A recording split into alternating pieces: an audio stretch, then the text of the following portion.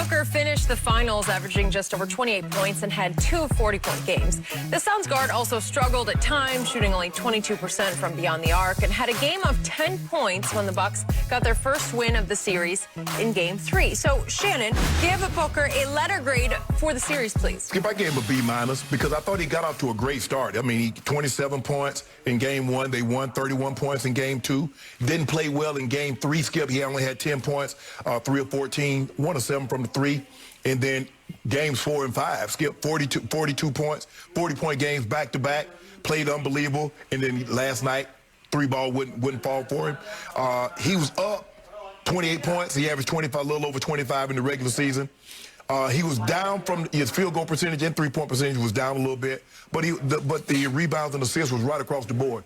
I thought he played well, Skip. If you look at his playoffs, he played really well. I gave him a B- because I thought last night was the night to really show, okay, I'm here. Yeah. It's my time now. I'm not saying give me a 40-piece, Skip, because that's asking an awful lot. There have been very few guys, I think probably Jordan the only guy that could go get you 3 straight 40-point game.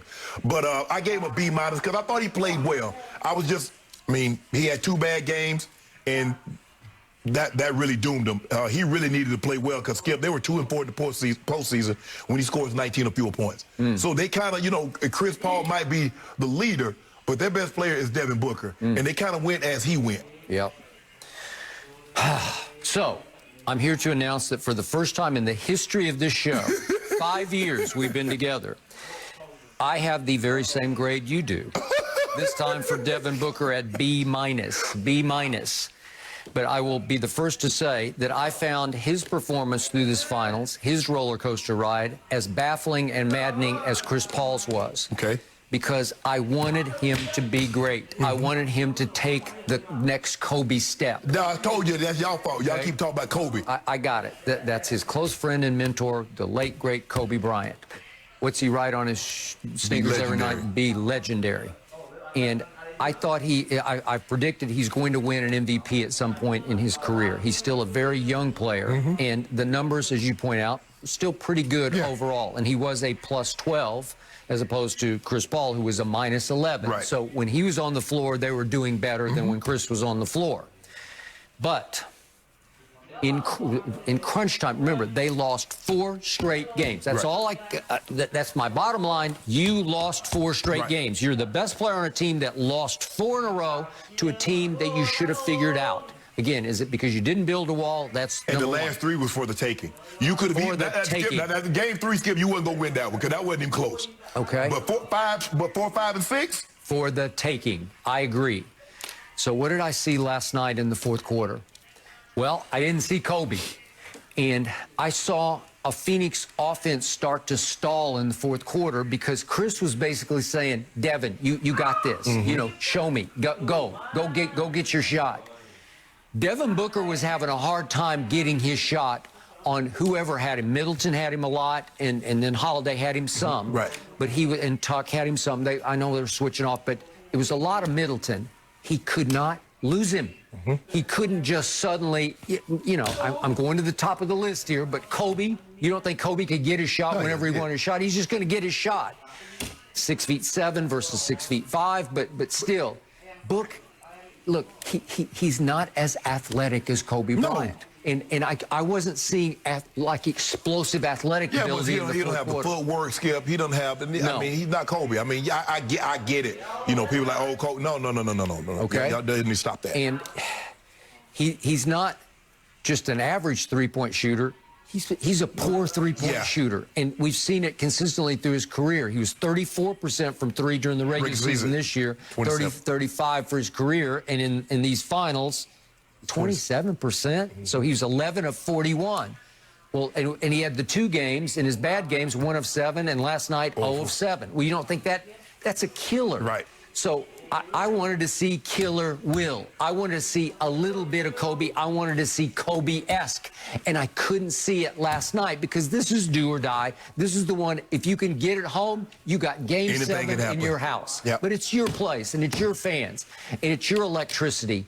And I just thought, well, it's got to be Book's game. And in the end, it felt like it was more CP3's game than Book's because in the end, I'm trusting CP3 to make a shot more than I'm trusting Devin Booker. Yeah, and Book turned the ball. He had 6 turnovers, 6 of the 14 turnovers last night. He got really careless with the ball. But Skip, you know, Holiday really flipped this series. Once they exclusively put Holiday on Chris Paul. Okay. And then they like, but Chris would have spurts where he'd just score at will, even on Holiday. And then you saw last night, Holiday get Book a couple times, pick him clean. And he picked him clean, and he made it hard on him. Yes. And I saw an under-athletic guy trying to get his shot, and he made a couple of them which are just like complete force-ups, where you're just, I'll just shoot this because he got mad a couple times because Holiday was just locking him down. Well, sometimes, Skip, you just throw your hands. I mean, Holiday would probably attest to this. If I'm guarding Steph, if I'm guarding Dame, and I'm contesting everything, and they're making it, I just keep contesting. Okay, there's nothing else I can do. He's like, there are times in those, you know, he scored 42 and 40. It's like there's nothing I can do. He's like, I challenged the shot that he cut it to 1. He wrapped his hand over the top of mine. What am I supposed to do? I can't play it any better than that. Sometimes great offense is going to beat great defense. I just try to make it as tough on you as I possibly can. And that's what he did more times than not. And, you know, Book played played 46 minutes last night, Skip. And Holiday and Middleton was basically hounding him all 46. Nothing easy. And remember, down the stretch of Game 5, as poor a three-point shooter as he is, remember the 3 he made? That was huge. It was unbelievable. That was huge. And it was clutch, and it felt like, here we go. And then they go to the other end. Drew Holiday misses a shot. Book gets the rebound. And Monty said, just go. I got a timeout in my pocket, but I'm not going to use it. You thought he should have. I thought he should have. And here comes Devin Booker up the floor. And he says, I got this, and he dribbled a little deeper. I thought he had a 15-footer. I thought he had a 10-footer, and he got all the way to 5 feet and was forced to wheel out, and the ball is gone. Holiday was right there. And they go to the other end and get a bunny, and that's the end of that. Well, Skip, that's not bad. His first playoff, first finals, and he averaged 28 points a game in the finals. Not all bad. It's not the outcome that he wanted. Okay, I just wanted to see, silly me, legendary. I wanted to see legendary, and I did not see it. You wanted to see him get to a Game 7 and then watch Giannis go for 60. Well, it might have happened. Guess what would have happened, Skip? If they won this game, played it the way they played it, guess how they going to play Game 7? One-on-one, and you're going to go get 60. He probably would, and it would require Book to get 50 at least. Exactly. And to his, to your point, to wrap this up, I was told that he had a hamstring tweak after Game 2 because they won the first 2 games, and he comes into Game 3 and he did not look like himself, and he was 3 of 14 and 1 of 7. Correct. But then the hamstring looked fine the rest of the way, hence B-. B-? B-? Okay. You finally agree on something. And it's just beginning for him. But yeah, he was pretty devastated walking off the court last night. You could feel that emotion. And now he got to catch a 20-hour plane ride with Holiday and Middleton to go to Japan. I need my own plane. I ain't riding with them winners. You're not getting your own plane. I ain't riding with the them. Olympics. They're drinking champagne and celebrating. Hey, Book, how you doing? They can just stay back in the States. KD doesn't need them. They're okay. Well, at this point, he need all the help he can get. Yeah, we're going to take all the help we need. We want to win gold here. We got to throw everyone in. Exactly. That is it for Undisputed. We're back same time tomorrow morning, 9:30 a.m. Eastern. Have a good one. Second, we got to start talking NBA. Giannis closed out the finals with an inspiring 50-point Game 6, good enough for finals MVP honors, and many, many sleepless treks around the greater Milwaukee area.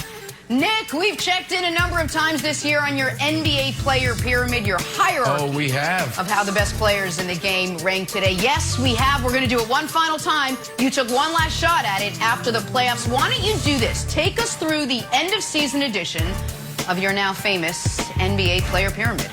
Oh, okay. Well, it will be the end of season. It will also be the 2021-2022 preseason edition. There will be no major changes. But before I do it, my partner and co-host Brandon Marshall asked me to alert the audience because he would like to be here today. He had travel plans that could not be changed months ago.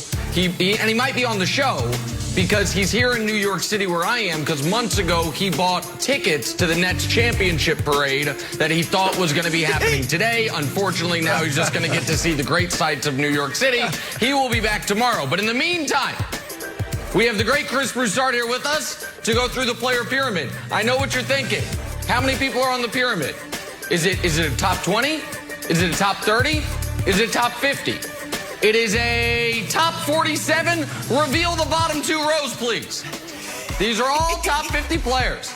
You might be like, who the hell is on that? You need to squint a little bit. That's C.J. McCollum. Yeah. Next to C.J. McCollum's Rudy Gobert. Rudy, lucky you made the pyramid, buddy, after that playoff performance. On the far right-hand side, dear God, that's Derrick Rose's music. Next level up, Karl Anthony Towns. Why isn't Towns higher? Hey, here's a crazy idea. Don't consistently be one of the 4 worst teams in the league if you have a great player. I like that idea. Draymond Green there. The only rookie on the pyramid, LaMelo Ball. De'Aaron Fox, Bam Adebayo. Bam was higher. He dropped a bit. So those are the bottom 2 rows. I hear Kevin Wilde's grumbling. I'm not sure why he's grumbling. Okay. We have a lot to get through, but Wilde's, what's the problem? I have one tiny interjection, and I don't mean tiny because the heads are literally this small on your television screen. I mean